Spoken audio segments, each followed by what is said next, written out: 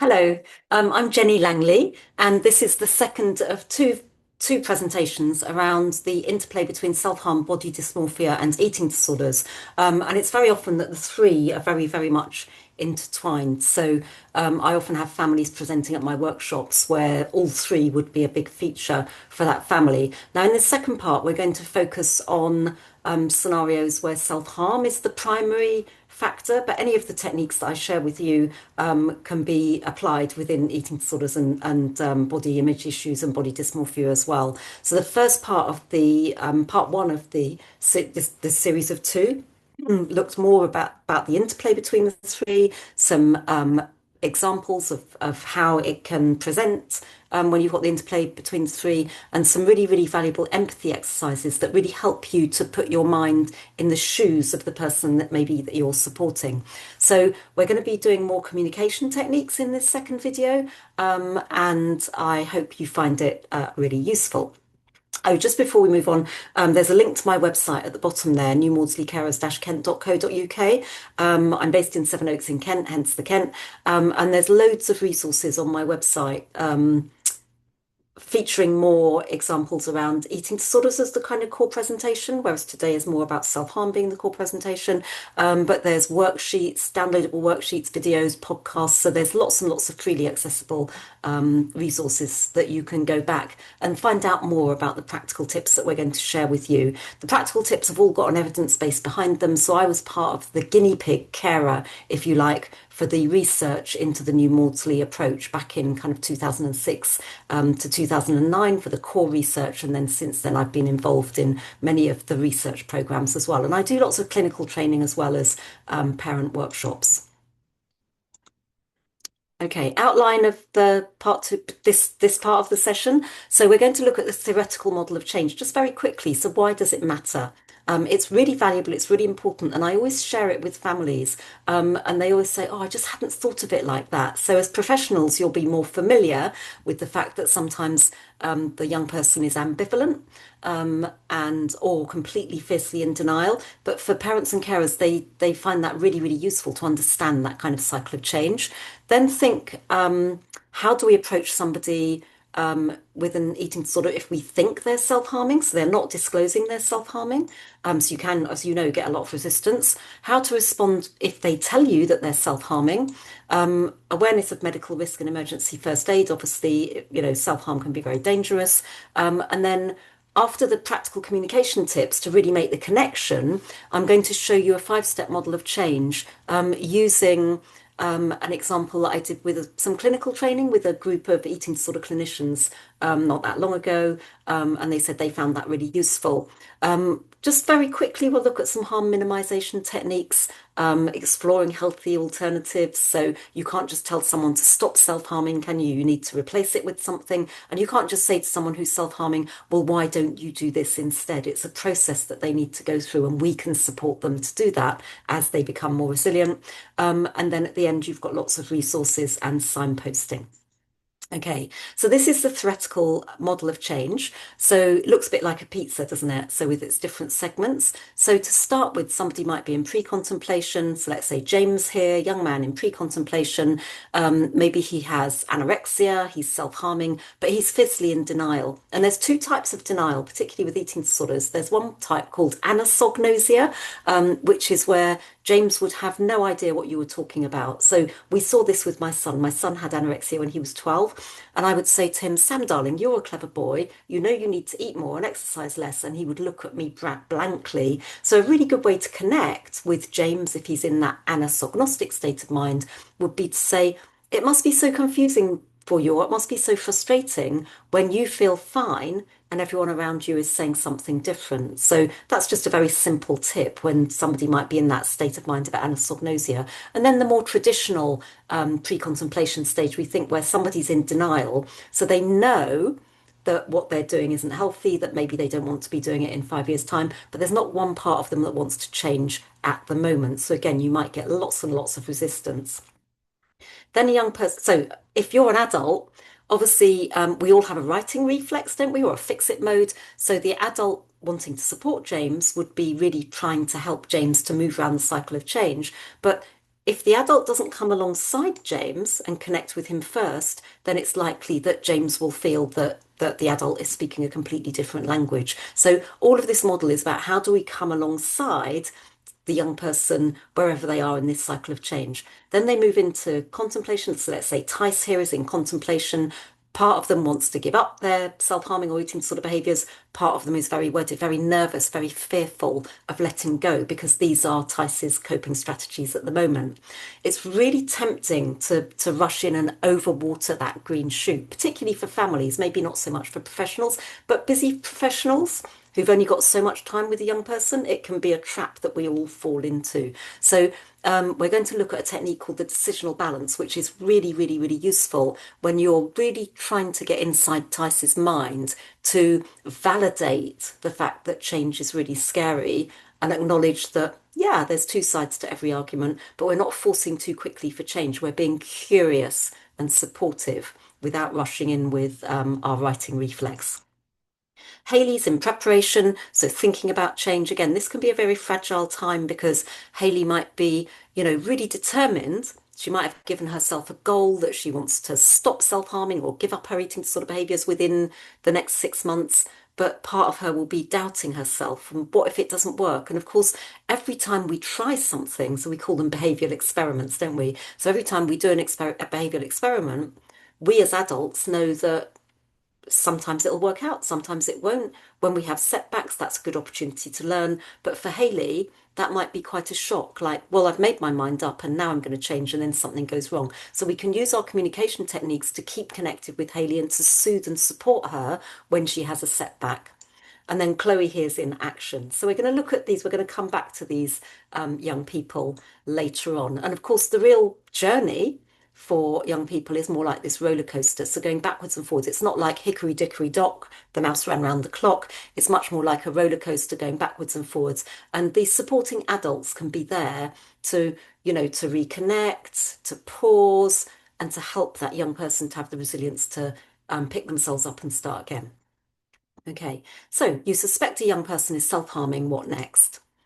So we want to keep the door open. So rather than going in with welly boots to say, we think you're self-harming, which is likely to be met with a slammed door. So we want to be patient, be calm, and to build trust. So we might just be gently curious without mentioning self-harm to start with. Are you okay? You seem a bit down. I've noticed this about you. Your friends are worried. I wonder, why you think they might be worried. That sort of thing, just to show that you are interested in them, and then keep the door open. So we might then start to mention self-harm, but not in the context of the individual, but in terms of generally for young people. So I read an article about the impact of COVID on young people and that there has been an increase in issues like eating disorders and self-harm. I wonder what your thoughts are about that. And what you're doing there is you're showing that you're really prepared to have conversations about these difficult topics. So without judgment, without rushing into anything, that it's a topic that you're comfortable to talk about. A classic cognitive behavioral therapy technique is disputation, isn't it? What would you say to a friend who's struggling with something like self-harm? Or what do you think a friend might say to you if they thought you were struggling? So all very gently, gently, and then keeping the door open. I'm here if you ever want to talk. Okay, so let's go back to James. You've been informed by another parent that James and a few other boys at the gym are thought to have been taking anabolic steroids. When questioned, the boys are adamant that they're just taking protein supplements to build muscle, and it's really helping. You can see that James is not his usual vibrant self. So you're just going to try to make the connection. James, you don't seem yourself. I've noticed you're struggling. I'd really like to help.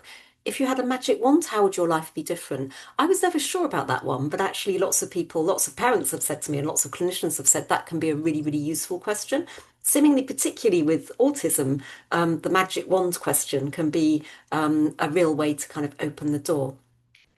It must be baffling for you that we're all concerned, and from your point of view, you're okay. So, as I mentioned, confused, frustrated, baffling. It must be confusing for you when you think we're worrying unnecessarily. So, you're opening the door, you're being curious, not furious. That's a lovely mantra, isn't it? I've noticed you're tired and out of sorts lately.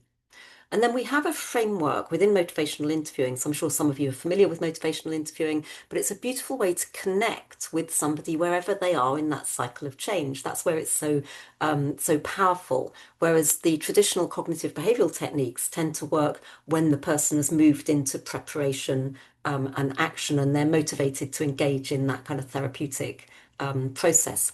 So we have acronyms, but the idea with the acronyms is they're just an aide memoire. So you don't need to start with a question. And in fact, I learned that very quickly. So some examples. I'm wondering what life is like for you right now. How are you feeling? You seem a little down lately. Affirmations might be a shower of affirmations like of character strengths. You're so hardworking, resourceful, thoughtful, creative, inspiring.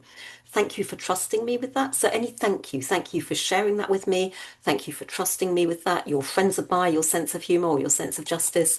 Thank you for telling me how you're feeling. And then reflections, again, that noticing that we've already looked at. You don't seem to be yourself. I've noticed you're struggling. I'd really like to help you. You seem overwhelmed, exhausted, distressed. And then a summary every now and then, not every conversation, to pull it all together. Okay. So the idea is, the guidance is that for every one question, we want to try to give back at least, at the very least, two, but preferably three or more affirmations or reflections. So you've got two ears and one mouth. You've got two ears and two eyes and one mouth. So that could be 4 to 1, couldn't it? But I found this really hard to start with when I learned this. Excuse me, I didn't know about motivational language. This was all new to me. And then the light bulb moment for me was when I worked out you don't have to have any questions in a conversation to be really connected. So you can start a conversation with affirmations or reflections, save those questions for the end, and try to keep your questions open. But even the most open question, so an open question is a question that is designed to be curious, that can't just be answered with a yes or no. But the most open question in the world can be answered with, I don't know, leave me alone, I don't want to talk, or a slammed door. Okay, so keeping questions till the end can be a really, really good tip with this model. But it's a really person-centered model. You're really paying attention. It's designed to boost self-esteem, like pennies in the piggy bank with the affirmations. And it really shows that you're listening and noticing the person that you're supporting their feelings. This is a toolkit of character strengths. So this is just there's many many lists like this, but this was just one I put together in a bored moment. So often, especially carers say that parents and carers say, in the moment, their brain goes into mushy peas and they forget the genuine character strengths that they know so well about their loved ones. So they can kind of tick them off and start using them. And it's so interesting is that, parents often say this feels really clunky. It does feel clunky to start with, but very quickly their loved ones respond in a very positive way. After they've got over the don't use that effing psychobabble with me, you're not a therapist, mum, then the affirmations can be very, very, very powerful. The exception to that is if there's demand avoidance, in which case we need to be using the softer affirmations. Okay, so this might be some of the kickback. You're just saying that because you're my mum. Too much pressure to be that strong person. My brain tells me the opposite. Okay, so these are examples of softer affirmations. We love you unconditionally or professionally, whatever the professional love might be. Your friends admire your sense of justice. Thank you for trusting me, sharing that with me. Thank you for listening to me. You're such a valued member of this class, this group, this family, this youth club, maybe if you're working in a youth club. Anything like that can be a lovely, lovely affirmation. Okay. So let's have a look at some more phrases for that person who's in pre-contemplation. You're determined and strong, and I'm interested to hear your thoughts on balancing your training and workload. So you're engaging in a conversation with James here, we're talking about, with James in terms of his focus on, wanting to do his gym training and do well at school, for example. You've become much stronger this term, and I've noticed you're taking your training very seriously. So what you're doing here is you're trying to find areas of agreement, so that James starts to, want to tell you about what's going on for him. What would your top training tips be for a younger student? Then once you've made the connection, you've built the trust, then you can notice. I've noticed you've stopped training so much with your pals. Tell me the things that motivate you. So it's a process. And one of the things is that the balance is make sure you're paying more attention to what's going well for the young person to build that connection and trust, as well as noticing, gently noticing what might not be going so well.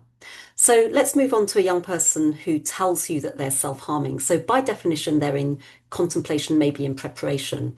They wouldn't tell you if they were in pre-contemplation.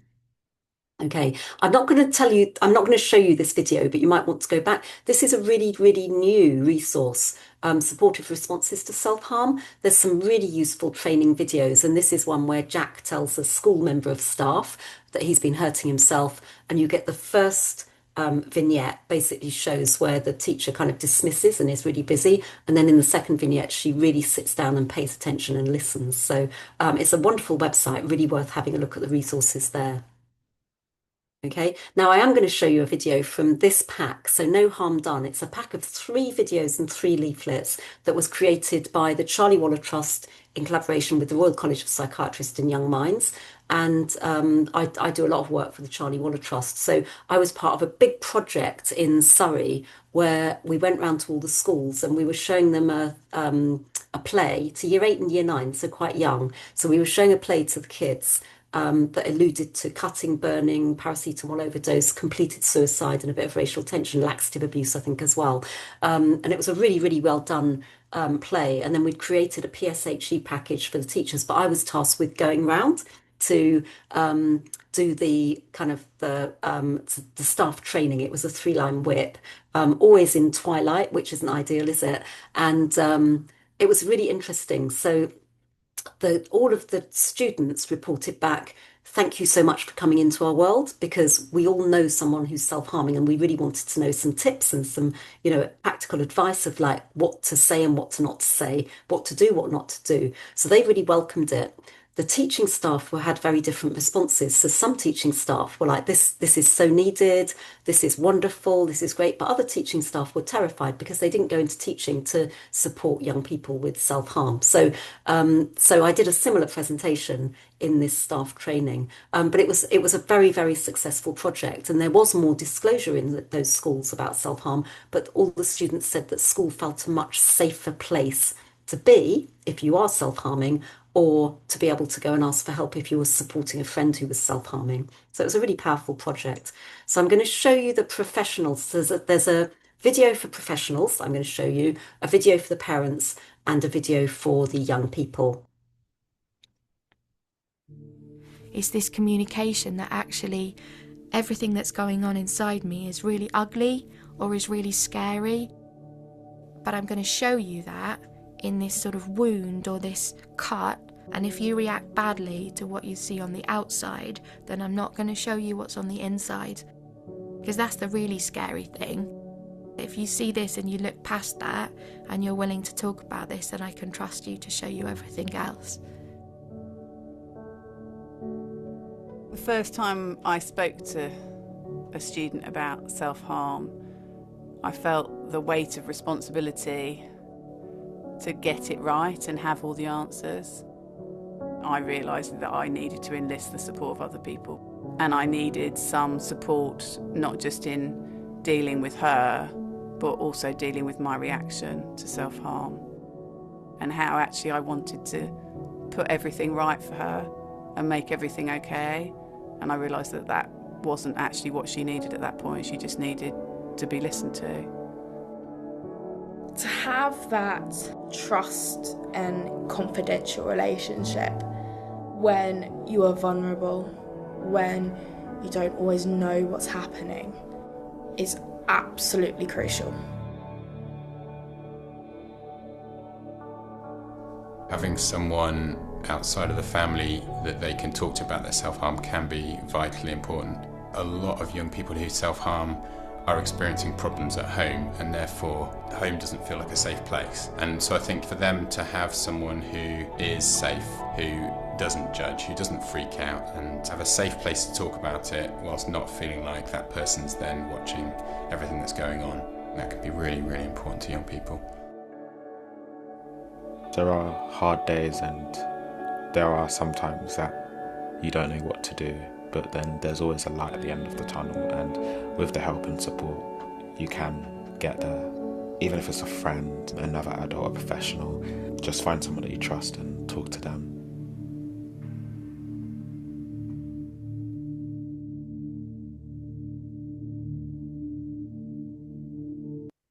So you might want to go back and watch the other. I think I've got the young person one as well in the pack, but not the carer one. Okay. So you discover I've put your child, but a young person you're supporting is self-harming. You feel overwhelmed with emotions. So you might never have been supporting someone who self-harms before, or this might be the first training that you've been to. It's going to trigger a lot of emotions. That's emotions are what make us human beings, aren't they? Often parents and carers, but also I know professionals, whatever professional background that you have, can often feel a sense of failure. Why didn't I see this coming? Could I have protected them better? So say you're in a school setting and you've known this young person for many, many years and it's come out of the blue that suddenly they're self-harming. Okay, so these are some of the big emotions that are really, really common. So shock, confused, anger, devastation, shame, sadness, disbelief. Why? So for somebody, if you're a person who's never self-harmed, why would someone do that? It's often something that parents and carers often say that to me over and over. So practical tips for building trust with a young person. So the young lady in the film, I don't want to be watched constantly. I don't want people to see me as that person.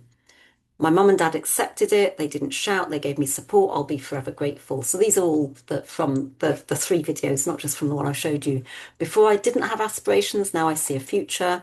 It was such a weight off my shoulders being able to communicate more with my family. Sorry, being able to communicate more with my family or with the support worker has been a very positive thing. I knew about self-harm, didn't expect it to happen to my little one. Trust yourself. You're okay as a parent or teacher or youth club leader or whatever your position might be. Just keep talking. That's fundamental.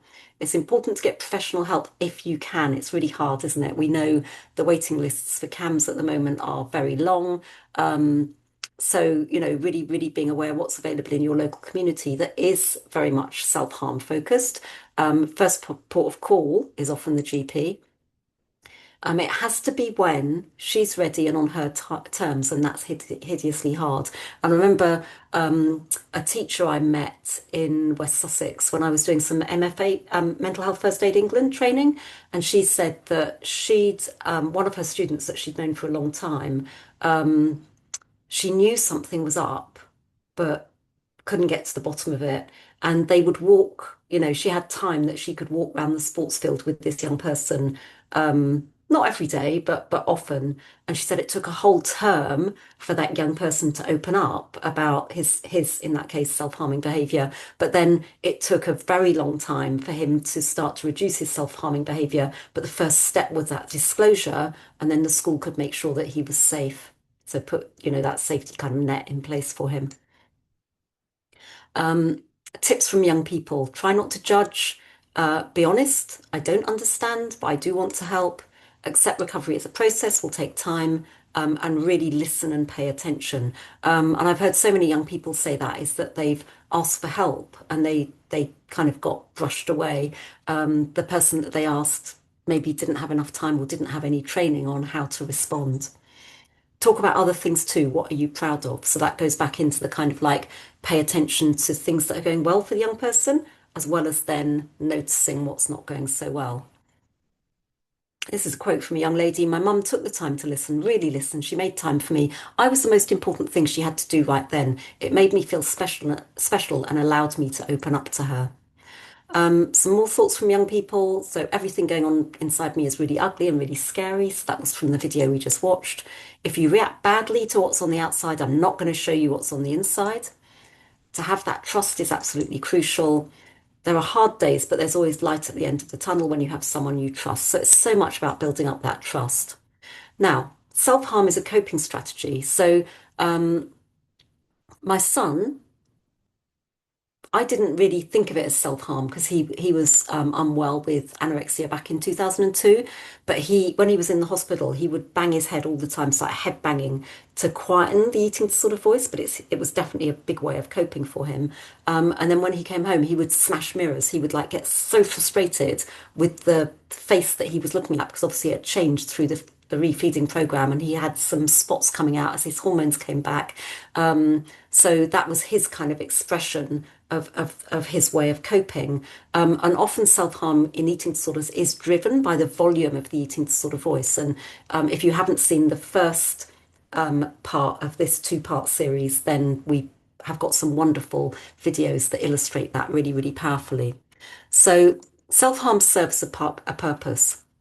So we want to be curious, not furious, and say, rather than saying, these are all the disadvantages of self-harm, or these are all the negative consequences of self-harm, which might be the automatic thought in our head, we want to come to where they are. So every behaviour has a positive intention. So help me understand, what are the positive benefits of your self-harm behaviours?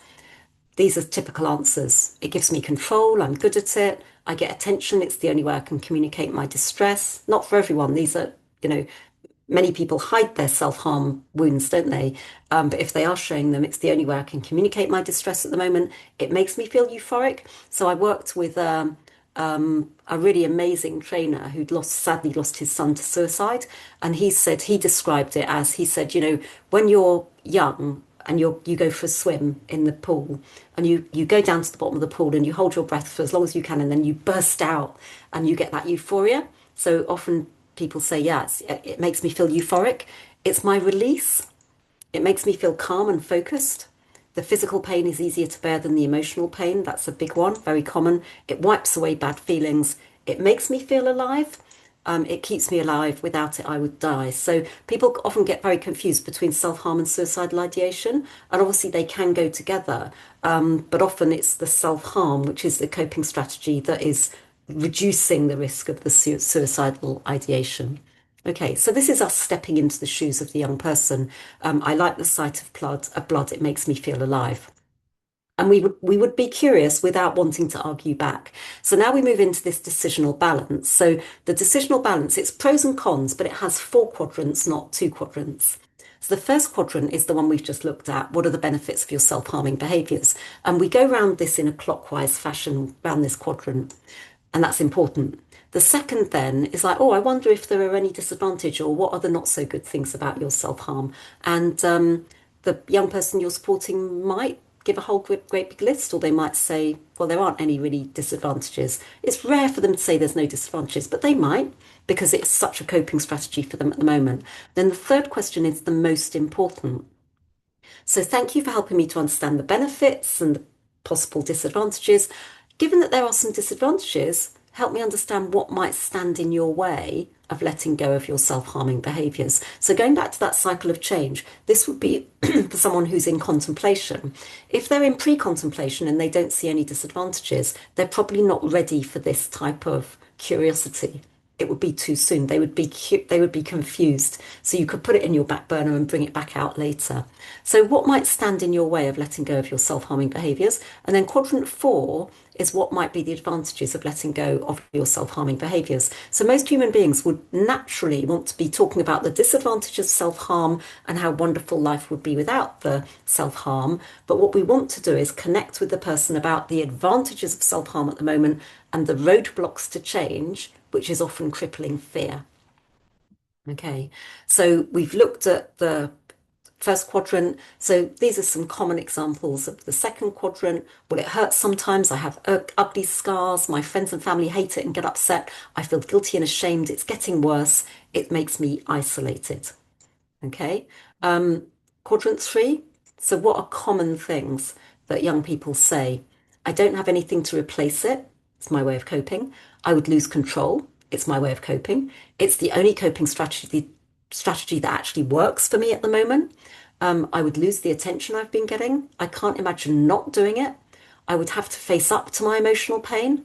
I'm scared I wouldn't be able to cope. I would have to communicate my pain in another way. And at the moment, I don't know why. Notice I say at the moment a lot, because when you say at the moment to a young person, you're conveying that you believe change is possible when they're ready. This is temporary. Okay. And then what might be good about letting go of your self-harming behaviors? And some young people can be really, really eloquent about this, really when they're when they're still very wedded to keeping their self-harming behaviors, but they can imagine a point in the future when they won't be self-harming. My friends and family would be happy. I could wear clothes that show off my arms and legs. I wouldn't have to hide away the whole time. I could have a boyfriend or girlfriend or partner. I could be proud of myself. I could plan a future. Life in general would be so much better. So it's a really, really useful technique. It took me a while for my city stockbroker, chartered accountant head to get my mind around this, but it's so powerful to really connect with a young person. So basically, quadrant three, which is the most important, there's this crippling, paralyzing fear. Fear of failure, fear of the unknown, fear of I won't be able to cope. Okay. I was asked a few years ago by a few schools to do a session on anabolic steroids. So it is a form of self-harm. So I've put some examples in here. So what are the benefits of taking anabolic steroids? So that we're talking about James' example here. Well, they improve my body shape. I feel amazing. My coach is really happy with me. I'll keep my place in the rugby team. Girls are more attracted to me. I'm not going to read out them all. What are the not so good things? Well, my girlfriend says I'm moody. I'm finding it hard to concentrate. I have man boobs. I'm worried about longer term side effects. I could be banned from competitive rugby. What are the roadblocks to letting go? I won't be as strong. My teammates and my coach would be disappointed in me. Charlie might take my place in the rugby team. I might get fat if I lose muscle. Girls won't be so attracted to me. I'll lose my confidence. As long as I cycle and stack the right way, there's very low risk of side effects. If I stop taking them, I'll experience horrible withdrawal symptoms. I won't be competitive for university sports. So this is really getting into James's mind, isn't it? So there's lots of roadblocks. And then what might be good? And James can verbalize that there are some benefits. I'm not going to read them out. You can go back to the slides, but there are some benefits, but he's not ready yet to let go, to think about letting go of anabolic steroids. Okay, so let's go back to our scenarios. So we've got James who's taking anabolic steroids. He's become very upset. He's not ready. He refuses to look at you and is tearful. Hayley shows you fresh cuts on her arm. They look clean and shallow, and she has no visible sign of shock. Chloe's very open about her self-harm, both online and in school. She doesn't cover her many scars. Her friends find this really awkward and push her away. And Tice comes to you crying and clearly very distressed. They've recently identified as non-binary and are struggling to find their tribe. They say they've taken a packet of paracetamol, but they don't want to die. Okay, so 4 scenarios. So what do we consider? So is there an immediate need for medical care? Is the young person a danger to themselves? And what message do you want to give that young person? Okay, so always first aid first, going to A&E if needed, wound management. And young people become very, very good at managing their own wounds, better than, some of the nurses. And it can be kind of like a part of the identity. It's like, I'm really, really good at caring for my wounds. But you're going to think about medical risk first, and then thinking about the response. So Hayley, low medical risk. So fresh cuts on her arms, they look clean and shallow. She has no visible signs of shock. So let's imagine that if you're calm, thank you for telling me, thank you for showing me, you're not in trouble, we're here to help you. That would be a very kind of like calm, non-judgmental response. But we're only human. So if we're not familiar with the world of self-harm, we might not respond in that way. So let's come back to that. So what we want to do is really think about noticing and validating the emotions of the person. And I'm sure you've all seen the Pixar movies Inside Out, which were put together by child psychologists. So that's why I've got this slide here. But there's a couple of really useful books that really illustrate the technique we're going to look at for the next section of the presentation. So what to say to kids when nothing seems to work, which is a practical guide, which is really, really useful for children and maybe the very young teenagers. And then there's a website, Emotion Focused Family Therapy, that's got a lot more on the technique we're going to look at, which you might want to go and have a look at afterwards. But there's also lots of stuff on my website. So why does focusing on the emotion and drip feeding affirmations work? So that's kind of what we're doing with our model. Noticing what's going on emotionally, always pennies in the piggy bank, drip feeding, genuine affirmations. They might be character strengths, they might be much softer. So the reason it works is because of the interplay between serotonin and dopamine in the brain. Okay, so you've got a chart here which is going through a child's growth. So serotonin is the happy hormone or chemical is gradually increasing through adolescent development. Okay. And then what happens with dopamine? So for human beings to be emotionally regulated, they would normally be tracking along at about the same level. So if serotonin is falling, that's why, often many adults and many teenagers as well in the world take antidepressants, don't they, to boost and regulate their levels of serotonin. So they're back on track with dopamine. So what happens in adolescent development is that there's a dopamine spike or a dopamine rush. So this causes chaos, but is also really important for the adolescent development. So teenagers are programmed to make high-risk decisions with poor judgment. So they don't all make high-risk decisions, but many do make risky decisions with poor judgment. They need to be moving away from the security of their home, exploring the world with their peers, and that might involve some risky behavior. Okay, and it's more like a hedgehog, isn't it? It's more like the daily variability. So for adults, the daily variability of the hormones and chemicals in your brain might be plus or minus 5%. In children and older children and teenagers, it's more like plus or minus 25%. So there's a lot of chaos going on with that. So going back to the serotonin. So we talked about some people take antidepressants. The most natural way to boost serotonin in your brain is to eat carbohydrate. So that triggers a cascade. So with something like chicken or eggs is ideal, but it triggers a cascade that boosts the serotonin in your brain. And that's why when we've had a really bad day, often our brain is telling us, so have a biscuit. For me, I might have a small glass of wine, it gives me that sugar, but very quickly you get that response of like, oh, I feel a bit more calm and relaxed and happy now. But we can't do that with dopamine. So how can we think about regulating that dopamine chaos that we know that exists in adolescent development? So it's all about the limbic emotional part of the brain. So at the top of the brain stem, you've got the hypothalamus, the plant center, and then you've got the emotional part of the brain, the amygdala. So 93% of the expression of dopamine is managed by the limbic emotional brain. So it figures that if we can look for the emotion behind the behavior rather than focusing directly on the behavior, and then we can drip feed affirmations at the same time, it's like buy one, get one free, because dopamine is all about anticipation of reward and feeling reward. And somebody who's self-harming might not be feeling much reward in life at the moment. In fact, they feel euphoria from their self-harm. So if we can start to drip feed some kind of reward, even the difference between frowning and smiling can make a big difference to that person. But really drip feeding the affirmations, it's kind of buy one, get one free. That's why this technique is so successful. So it's called ALBS technique. So we attend, we notice the visible signs of distress, we guess the emotion, so label, we validate with the word because, and there's loads of research behind this. And if you go to the EFFT website, they talk about de-escalation, that, the more becauses, the better. So 3 becauses is more powerful than 1 because, but that can feel really clunky to start with. So you get used to the technique and then you can use more becauses.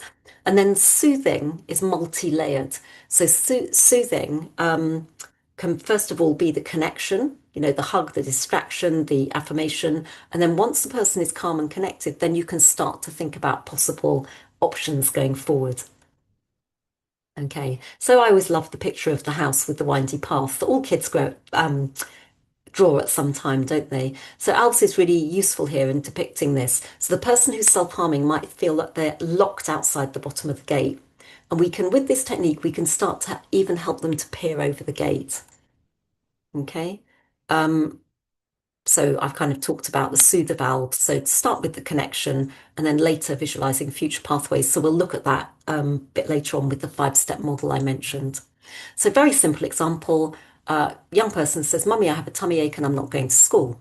Instant response is Monday morning, you always have a tummy ache, you have to go to school. Quick fix. Or, I'm sorry you have a tummy ache, darling. Is everything okay? You seem sad. So you're noticing the emotion. How do you soothe someone who's sad? Well, maybe give them a hug and pause, connect. I often feel like that on a Monday morning too. So again, that's validating, and it can really help to drink a nice cup of tea and eat some breakfast. So maybe this takes 5 minutes longer, but the kid goes to school more emotionally regulated. Okay. What about this classic teenage response to something they don't like? You're not listening to me and you don't understand me and I hate you, and you get a door slammed in your face. So what might the emotion be? Might be anger, could be many things, but a bit like the fizzy Coke bottle. So you wouldn't just take a lid off a fizzy Coke bottle, would you? So how do you soothe someone who's angry? Well, normally you would give them some space to calm down and then try to listen to their point of view. Okay, let's go back to Hayley. So let's imagine you were so shocked to discover that Hayley had cut herself that you panicked and said in a distressed tone, Hayley, what have you done? There's nothing wrong with that response, is there? But it's not what she maybe wanted in that moment. You get the kickback. You're not listening to me. You don't understand me and I hate you. And the door gets slammed. So how could we use this technique? So the attend might be, darling or young person, Hayley, I can see my reaction to you earlier was really unhelpful. You really slammed the door when you left the room. You might not mention the door slamming. You know this person better than I do, but you might mention it, but in a really non-judgmental way to show that you're not judging. I'm guessing you were angry and frustrated, or it makes sense that you were angry and frustrated, or I imagine you are angry and frustrated, because we don't want to just say you were clearly angry because we don't know that. And if we guess wrong, then they can correct us. They might not, but they might. And then validate with the word because. Well, in this case, we can reflect Hayley's words back. She told us in no uncertain terms, I'm guessing you were angry because you feel I was not listening and frustrated because I don't understand you. I would feel angry and frustrated if I felt nobody listened or understood. And then the soothing can be, as we said, multifaceted. We'll come back to that. Okay. And there might be, a cascade of affirmations and distractions as well. So in a crisis, so you've got Tice who's taken the paracetamol overdose, really struggling to find their tribe. You're going to act in that moment, aren't you? There's not going to be any waiting around. So thank you for telling me. I can see how upset you are. You seem really anxious and absolutely terrified because you've taken paracetamol and you're scared about what's going to happen next. These are normal feelings for somebody in this position.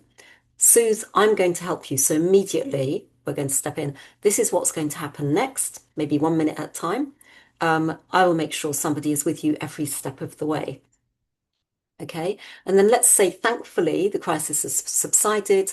Tice is home from the hospital, or next time you see Tice, thankfully not suffered any long-term effects from the paracetamol overdose. They ask you to help them get back on track. They tell you they've lost their self-confidence, often get overwhelmed with negative thoughts and feel very isolated. So reflect back. You feel overwhelmed with negative thoughts. You've lost your self-confidence. You feel very isolated. It's so respectful to repeat their words back. You seem extremely anxious and depressed at the same time. You're feeling extremely anxious because you've become distant from your friends since you identified as non-binary, and you feel unsure how you'll find your tribe. You're feeling depressed because you haven't been able to do your acrobatics and dance since you were diagnosed with anorexia, and that was always the thing that made you feel a sense of belonging and also a sense of achievement. So you're really connecting with Tice here. And then maybe normalizing it a bit. Lots of young people are really struggling at the moment. You're not alone. We're here to help you get your life back on track. You're such a talented person, and your close friends have always valued your sense of justice and of fun and adventure. Let's make a timeline for the next few months so you can start to visualize happier times ahead. I love timelines. I think timelines can be so useful for two reasons. Because one, they can help Tice to start to think, actually, there are things that I'm looking forward to, not maybe in the immediate future, but there are things that I want, I desire, that I'm looking forward to in my life. But also it can be so useful to help Tice to think about trigger points. What's going to make her wobble?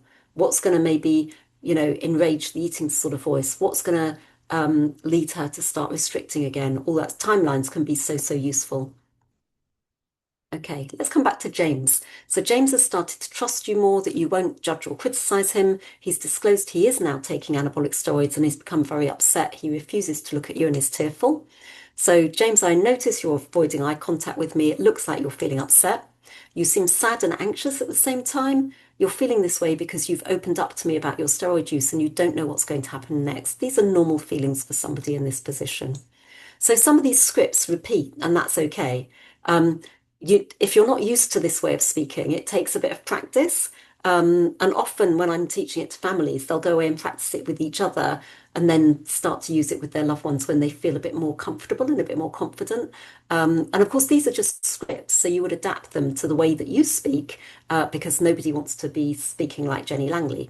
And then thank you for telling me. It's a very courageous thing to do, and I'm so pleased you feel you can trust me. You're not in trouble. You're safe in this family or in this group, and we can help you. Okay, so let's explore soothe a bit further here. So maybe, James has had a bit of time to think, or maybe this could be straight away. There are several options. We can make a plan together. So could it be around self-help? Could it be online support? Could it be going to the GP, the sports coach, or a private counsellor, for example, if they can access a private counsellor? And then I've been reading about things that have helped other families, or as a professional, you might have like a pack of resources that you can say, well, in our local area, this is what we know can be really, really helpful.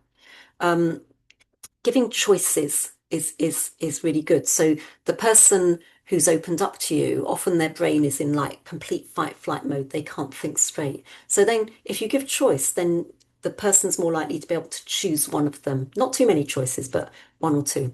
Would you like me to describe some of the things that have worked for other people? Or would you like some space to think about what you would like to happen next? So might be waiting till the next time you see James.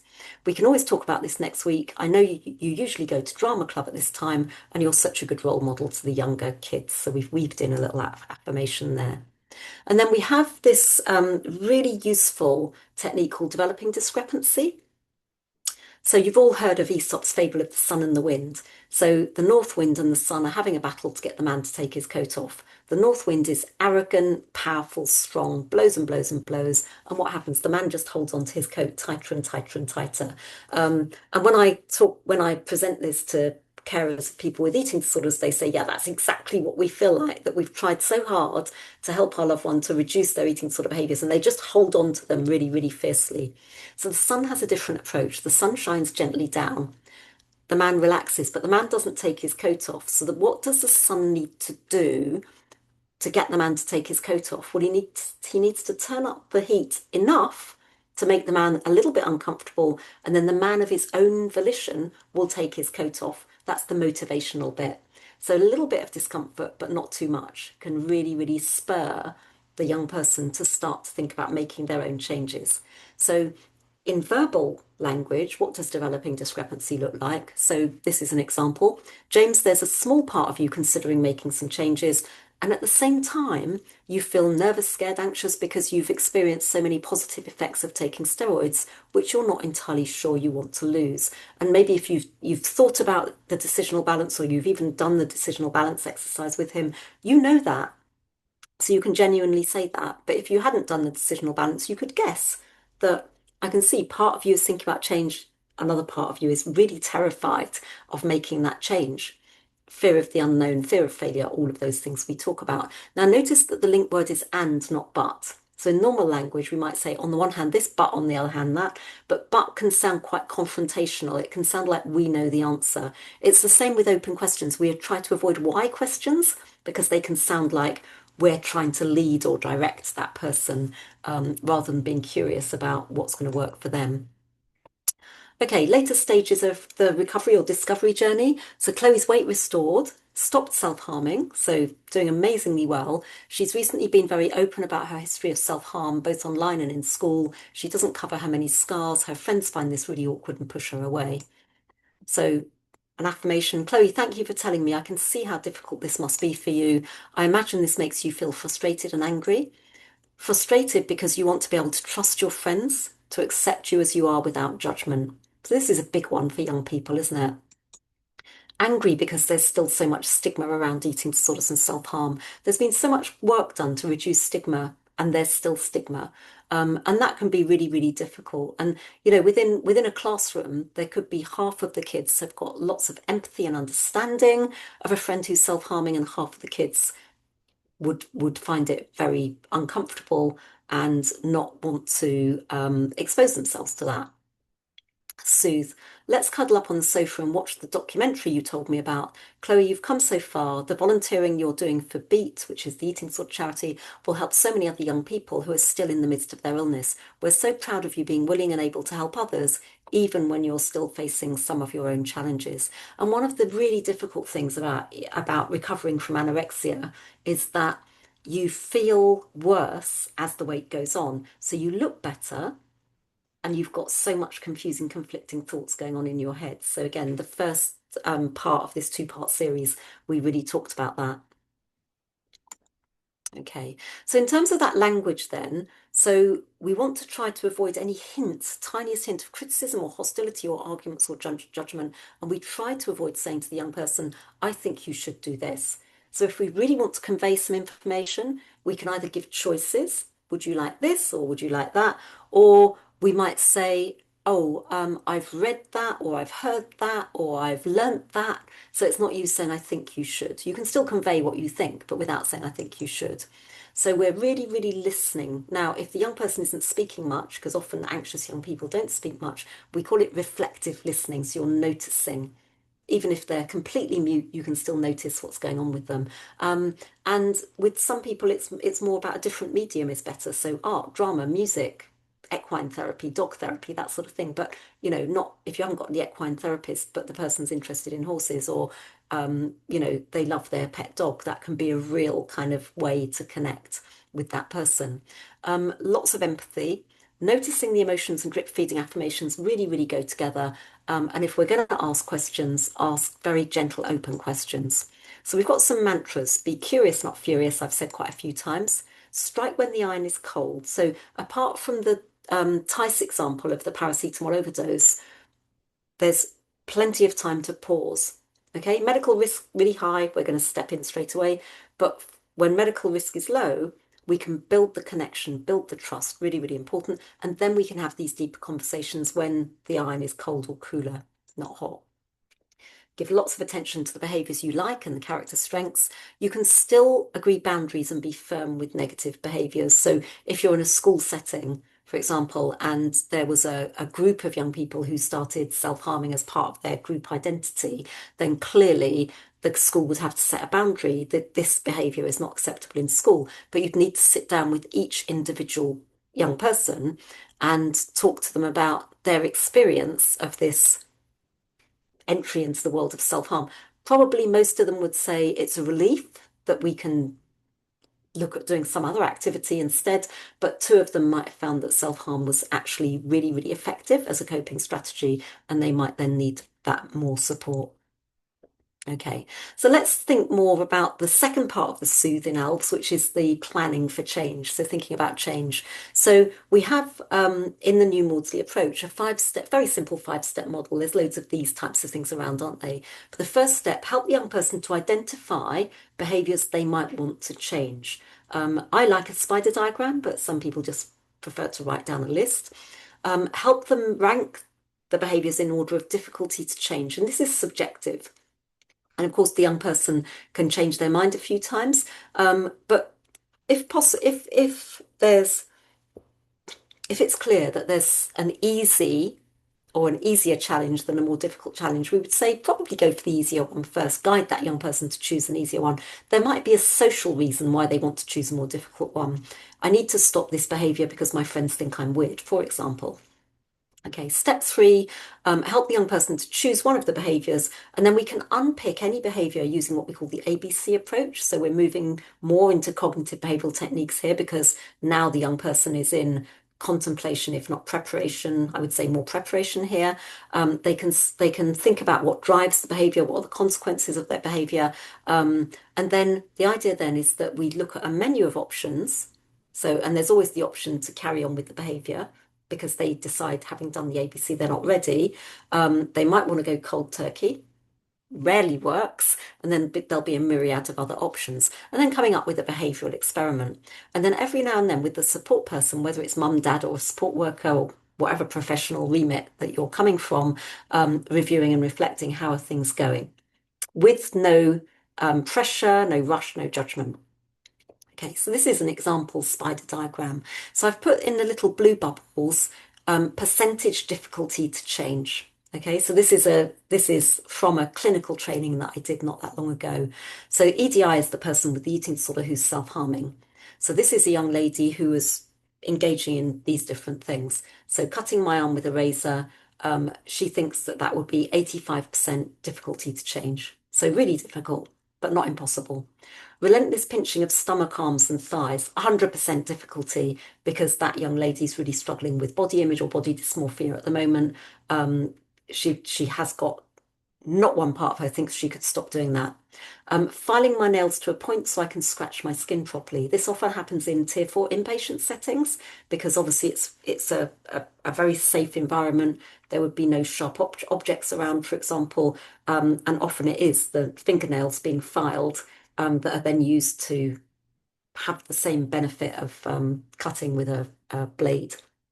Okay, put 80% there. Rubbing my wrist with a rubber until it burns, really common, 80. Banging my head against the wall when anxious, 100. Really common in eating disorders to seek to quieten the eating disorder voice in the head.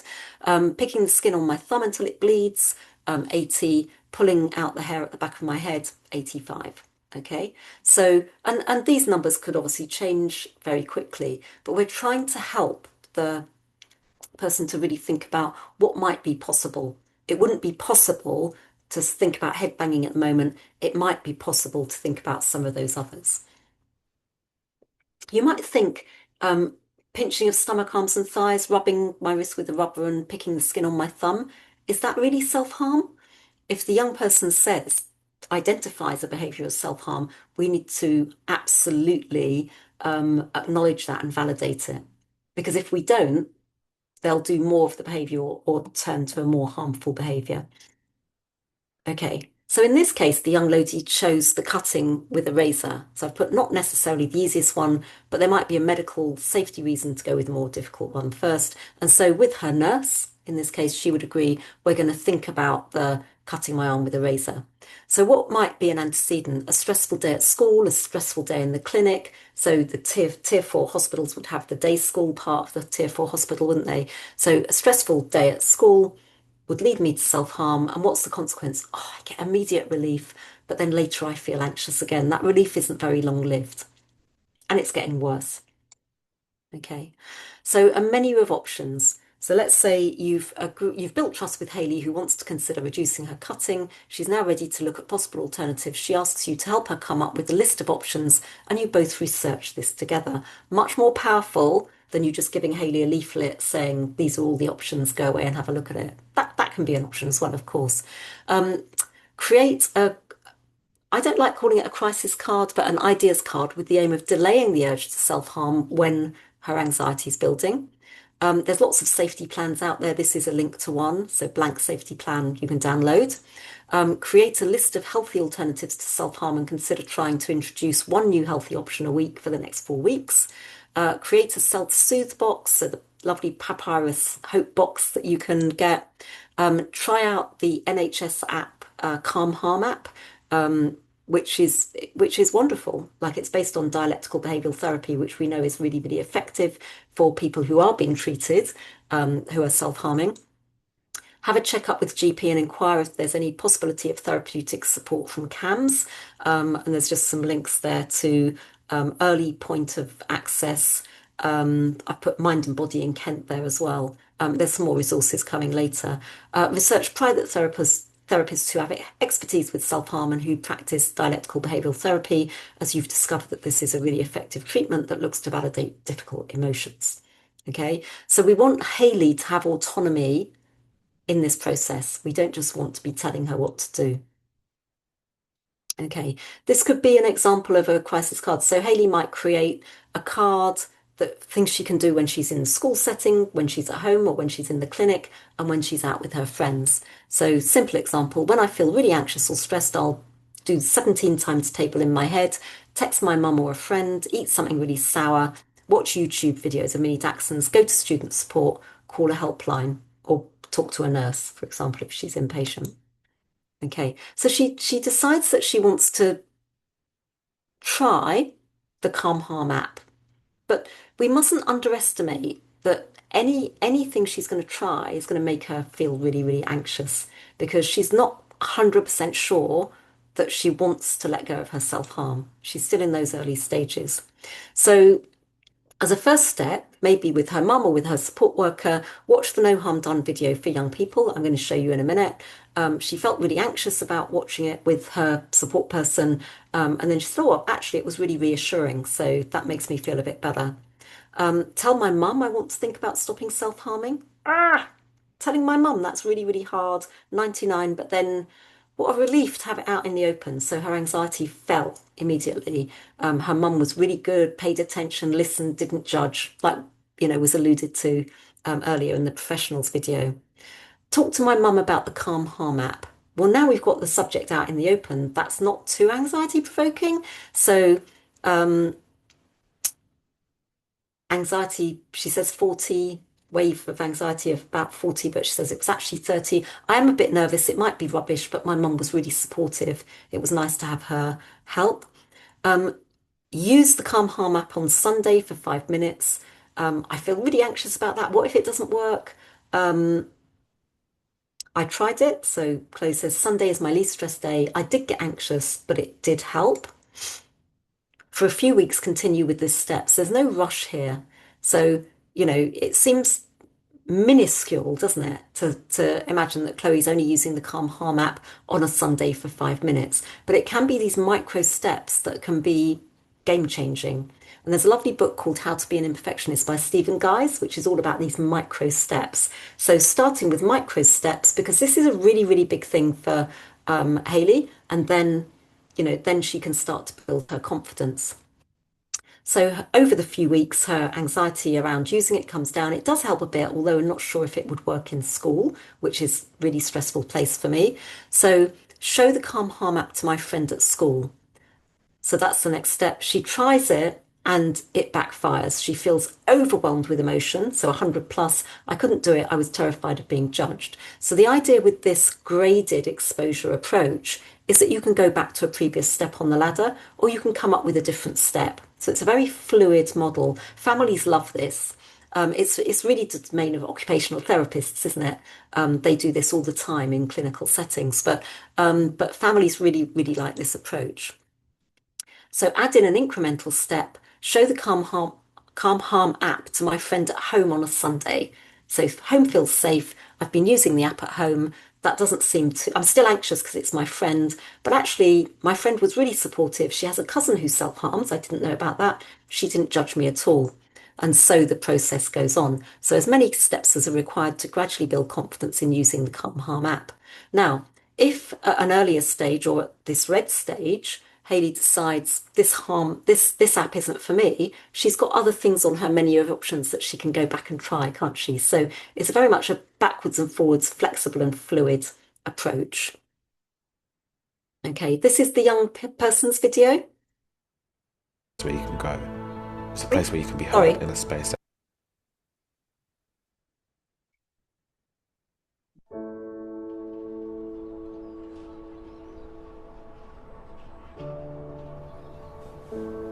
You probably feel better at the time, but then the guilt sets in, then it's just a cycle, because it never really makes the emotion go away.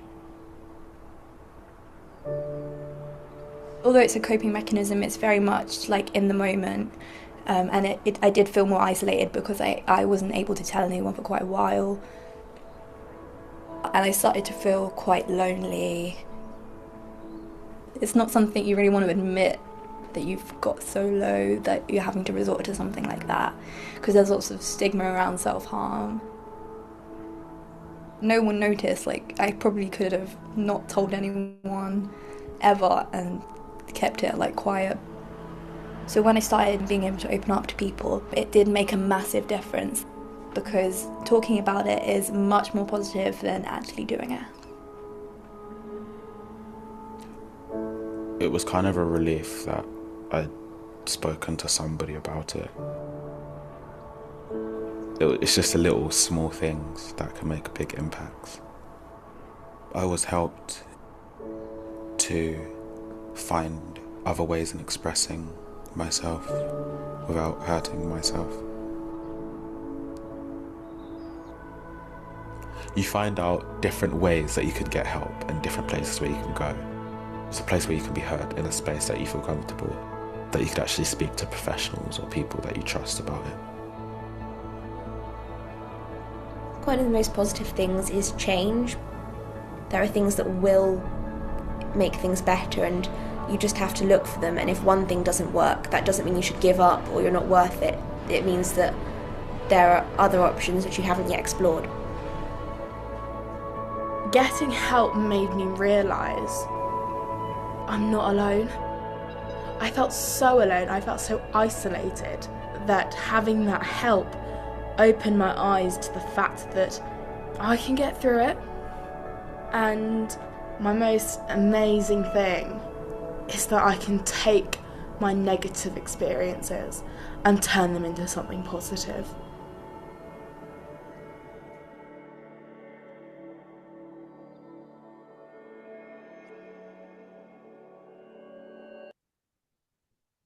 Okay, I really like that video. I've shown it in schools to so many students, and it's really good to kind of open up conversations in a really gentle way about the topic of self-harm.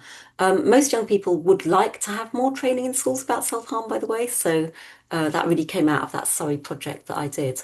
Okay, so the final section, exploring alternatives to unhealthy coping strategies when the young person is ready, whether it's the self-harm or the eating disorder. So there's some really kind of common self-harm minimization strategies. So this is just a list I've taken from the mental health first aid.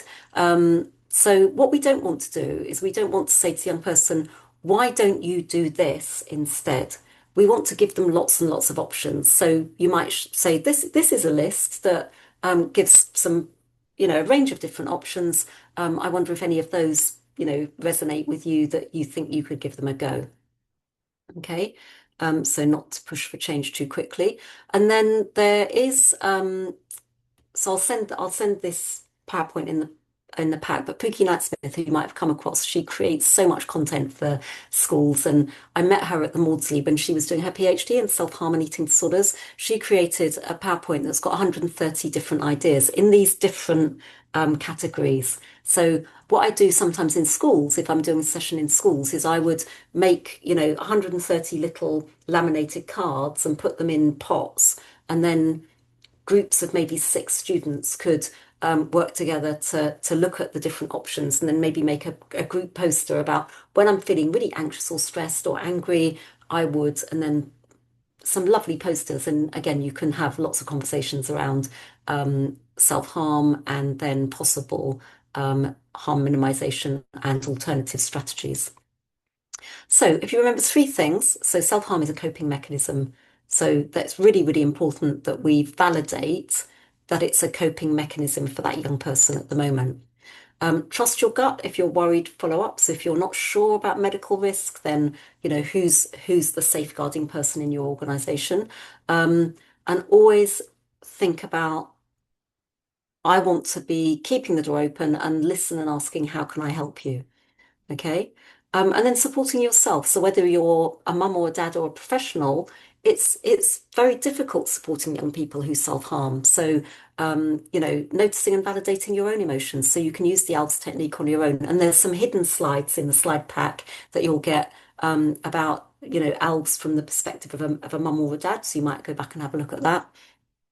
Accept recovery as a process. Some young people will self-harm all the way through their adolescent years, but it's likely to be much more contained and much less harmful if they're being supported by a trusting adult. And obviously paying attention to your own well-being basics. It's so easy for us all to fall into compassion fatigue, isn't it? So healthy eating, sleep, regular exercising, connecting with others, easier said than done. I have to really pay attention to that for me. And then this is more a message for families, I guess. Schedule fun activities with all members of your family. But at the core of our model is this sense of joyfulness and playfulness. And if you haven't watched the first part of this series of 2, there's a wonderful red balloon, blue balloon exercise that really helps you to think about paying attention to the blue balloon, more joyful, playful part of the person you're supporting. These are some resources in Sussex that West Sussex Mind asked me to include, so you can come back in and have a look at those. when you get the PowerPoint. This is the Sorts website that I mentioned earlier with the really useful resources and videos for school staff. And then there's some further resources here. So we've mentioned the No Harm Done package. We've mentioned the Calm Harm app. Alumna is a 7-week course offered online and free for 14 to 19-year-olds. Pookie's written several books, but one is really useful. Can I tell you about self-harm? Is aimed at helping children as young as 7 understand self-harm. So if they have a sibling who's self-harming, or even if they've started to show signs of self-harming, that's a lovely. There's a whole series of Can I Tell You About aimed at younger children. You probably know them. And then further resources. So there's a workbook called Cutting Down, which is based primarily on CBT. It's got the decisional balance in there, for example. That can be really useful with lots of resources, that downloadable worksheets. The book I mentioned by Pookie, Self-Harm and Eating Disorders in Schools. And then at the bottom there, so you've got the book I mentioned, What to Say to Kids When Nothing Seems to Work, but also there's a lovely dialectical behavioural skills book for parents, parenting a teen. So you might be a parent, but if you're supporting the family, lots of families have said that that's been a really, really useful book as well. This is my lovely son. So you can see he's really happy and healthy now. He's in his mid-30s and he's about to be a dad. So isn't that wonderful? And if you want to go and have a look at my website, if any of you want to join my professionals network, I'm more than happy to add you. Just send me an email. And thank you for listening.